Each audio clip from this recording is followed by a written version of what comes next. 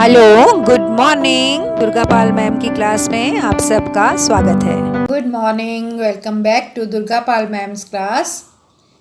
आज की वीडियो में हम पढ़ेंगे क्लास 2 सारंगी से 14th चैप्टर बीज।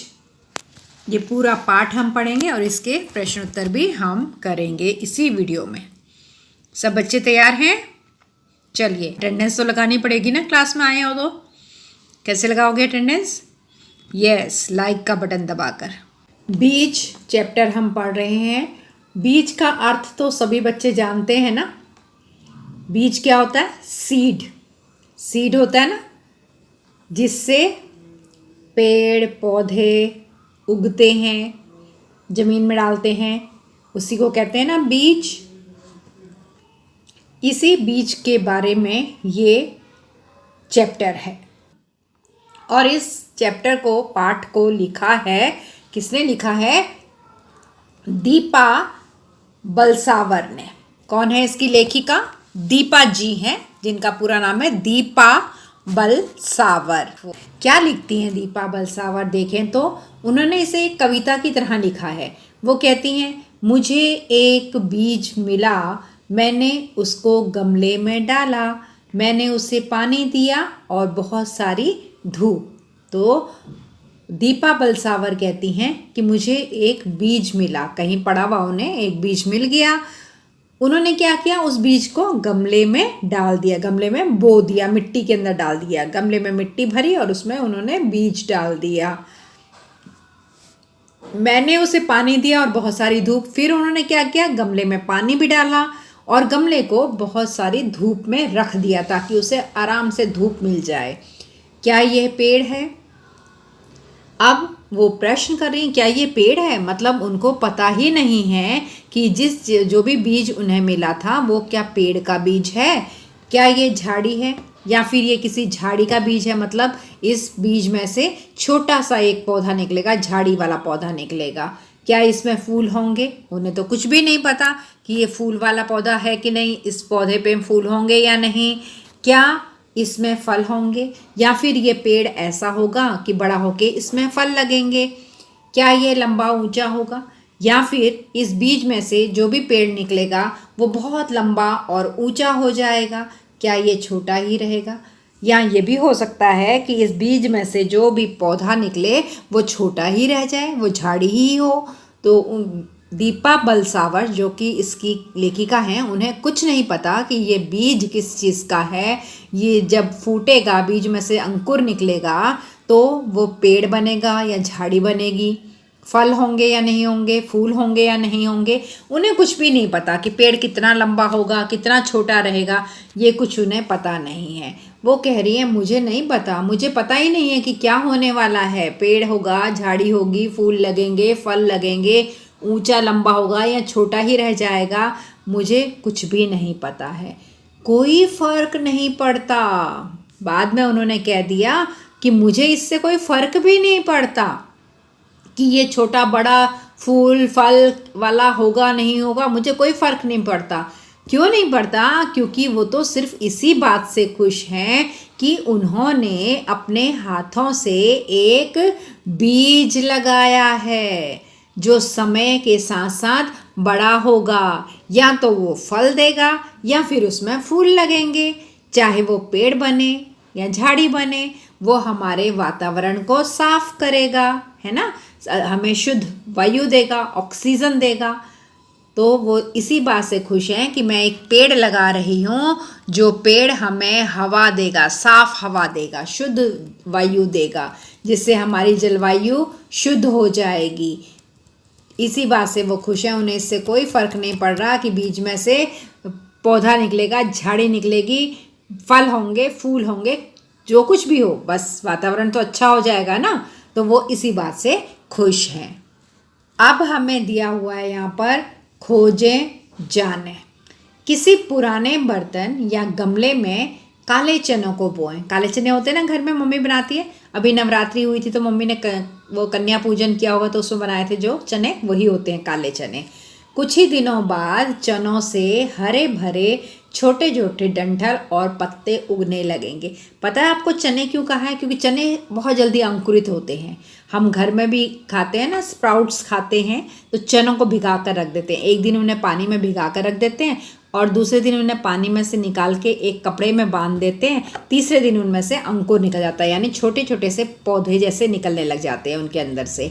उन्हें उगने में कितना समय लगता है और कितना पानी और धूप? अब उनका जब बड़ी पेड़ बनेगा चने का, तो उसमें कितना समय लगता है, कितनी धूप लगती है, कितना पानी लगता है, ये आपको देखना है। तो आप क्या कीजिए, मुट्ठी भर चना ले लीजिए और उसे किसी बर्तन में या गमले में बो दीजिए, मिट्टी के अंदर डाल दीजिए उसे बस, और उसमें पानी डालते रहिए। उस गमले को या उस बर्तन को धूप में रख दीजिए। फिर देखिए कि कितने दिन में उसमें से पौधा निकल आता है। अब आगे है हमारे पास प्रश्न उत्तर बातचीत के लिए। तो पहला प्रश्न इसमें क्या दिया हुआ है, बीज कहाँ मिला होगा? अरे बीज कहाँ मिलेगा? बीज तो शायद उन्हें कहीं बगीचे में गिरा हुआ मिला होगा, है ना।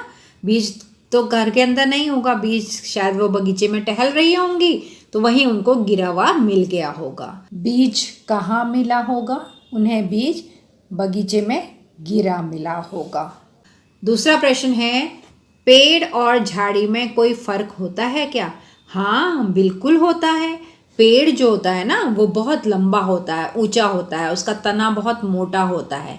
और जो झाड़ी होती है वो बहुत छोटी होती है और उसमें पतली पतली टहनियाँ सी निकलती हैं। पेड़ और झाड़ी में कोई फर्क होता है क्या? हाँ, पेड़ लंबा और ऊंचा होता है और झाड़ी छोटी होती है। तीसरा प्रश्न है, कहानी में क्यों कहा गया है कि कोई फर्क नहीं पड़ता? हाँ, कहानी की जो आखिरी लाइन है उसमें कहा गया है कोई फर्क नहीं पड़ता। ऐसा क्यों कहा लेखिका ने, कोई फर्क नहीं पड़ता? क्योंकि उस बीज में से चाहे पेड़ हो चाहे झाड़ी हो, चाहे वो फल वाला पेड़ हो चाहे फूल वाला पेड़ हो, काम तो एक ही करेगा। वो क्या काम करेगा? वातावरण को साफ रखने का काम करेगा और उससे घर में हरियाली भी हो जाएगी। तो लेखिका इसी बात से खुश है कि हरियाली भी होगी और हमारी जो वायु है, हवा है जिसमें हम सांस लेते हैं, वो भी शुद्ध हो जाएगी। इसलिए उसने कहा कि मुझे कोई फर्क नहीं पड़ता। कहानी में क्यों कहा गया है कि कोई फर्क नहीं पड़ता? कोई फर्क नहीं पड़ता क्योंकि चाहे वह पेड़ हो या झाड़ी, वातावरण को साफ रखने में सहायक होगी, उससे हरियाली भी होगी। अगला प्रश्न है, क्या आपने कभी बीज बोया है? आपकी तरफ से जवाब देना है ना, मैं तो बहुत बड़ी हूँ, मैंने तो बोया है बीज। आपने बोया है? आप तो 2 क्लास के बच्चे हो, तो ये प्रश्न आपके लिए है। तो आप क्या लिखेंगे? नहीं, मैंने बीज बोया तो नहीं है, पर हाँ, मैंने अपनी माँ को बीज बोते हुए देखा है। क्योंकि प्रश्न पूछा गया है कि क्या आपने कभी बीज बोया है या किसी और को बीज बोते देखा है, तो हम लिखेंगे कि नहीं, मैंने तो बीज नहीं बोया है, लेकिन मैंने अपनी माँ को बीज बोते हुए देखा है। क्या आपने कभी बीज बोया है या किसी और को बीज बोते देखा है? नहीं, मैंने बीज तो नहीं बोया, लेकिन मैंने अपनी माँ को बीज बोते देखा है। अगला प्रश्न है, बीज बोने के लिए डैश क्या बना हुआ बेटा? ये किस चीज़ का चित्र है? गमला। तो यहाँ पर हम लिख देते हैं गमला। तो बीज बोने के लिए गमला। और ये क्या है बेटा? एक गिलास में पानी है, तो हमें क्या चाहिए बीज बोने के लिए? गमला, पानी, और ये क्या है? ये क्या है? सूरज। सूरज से क्या मिलता है हमें? धूप। तो बीज बोने के लिए हमें गमला चाहिए, पानी चाहिए और क्या चाहिए? धूप चाहिए। धूप की आवश्यकता पड़ती है। अब दूसरा नंबर है, 6 नंबर पर दिया है, बीज में डैश भी लग सकते हैं और डैश भी। ये तीनों क्या हैं? फल। तो बीज में फल भी लग सकते हैं और ये क्या है? फूल। फूल भी लग सकते हैं। और अगर इन तीनों फलों का नाम आपको चाहिए कि बीज में से क्या निकल सकता है, पहला फल है केला, दूसरा फल है सेब और तीसरा फल है अंगूर।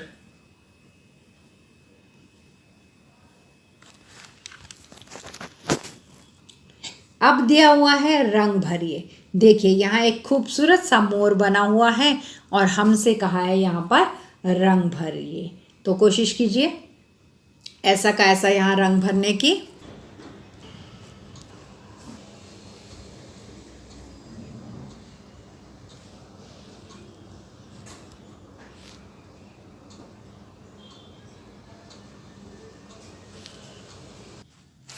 ये देखिए मैंने भर दिया इस मोर में रंग। और आप तो छोटे बच्चे हैं, आप तो बहुत खूबसूरत रंग भर पाएंगे। आप लोगों की ड्राइंग बहुत अच्छी होगी ना, तो आप भरिए अच्छे से रंग इसमें। देखिए तो कैसा लग रहा है मैम का बनाया हुआ मोर। आप लोगों की ड्राइंग ज़्यादा अच्छी होगी, आप बहुत सुंदर बना लेंगे।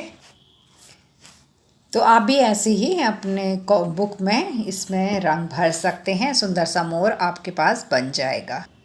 तो आपका चैप्टर ये सारंगी का 14वां चैप्टर बीज यहीं तक था। अब मैं बंद करती हूँ वीडियो को। और आप लोगों को कैसा लगा ये चैप्टर, क्वेश्चन आंसर समझ में आ गए या नहीं आए? जितने प्यारे बच्चे आप हैं उतना ही प्यारा सा एक कमेंट यहाँ ज़रूर छोड़ना।